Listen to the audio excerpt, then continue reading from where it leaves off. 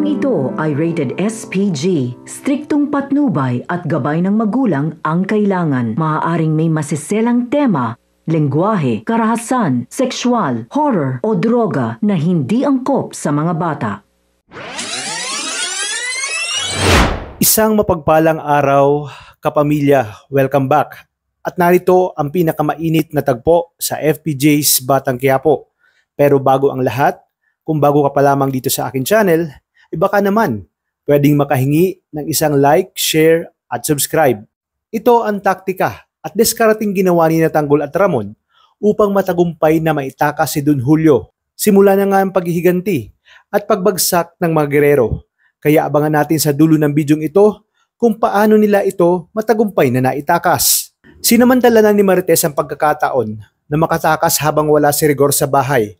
Kaya mabilis siyang nag-impake at agad na umalis. Ngunit hindi pa man siya nakakalayo ay biglang may humablot sa kanya. At ito ay walang iba kundi si Rigor. Nagmakaawa si Marites na palayain na siya, ngunit imbis na maawa itong si Rigor ay lalo lamang nagalit ito. Sinabihan niya itong traidor at sinampal lang malakas sa harap ng maraming tao. Naglulupasay naman sa iyak si Marites habang nanginginig sa takot. Sinabi ni Rigor na wala nang takas si Marites at sisiguraduhin niyang hindi na ito mauulit dahil itatali niya na ito sa loob ng bahay.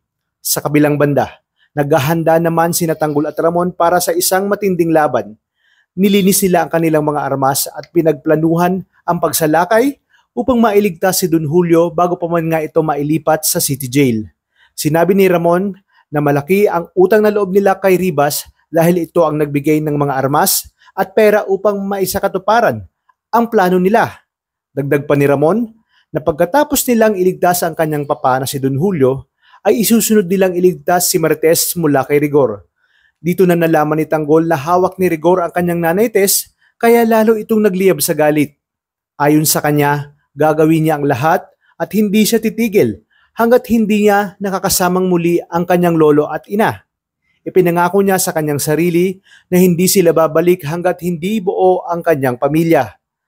Habang nasa biyahe naman ang convoy ni Don Julio, ay biglang may malakas na pagsabog na nangyari sa gitna ng daan.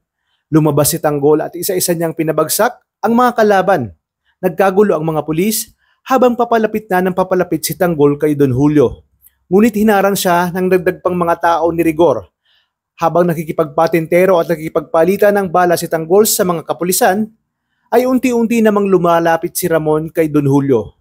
Habang abala ang mga kalaban, isa ito sa kanilang plano para mabilis na maitakas si Don Julio. At di kalaunan ay nagtagumpay sila.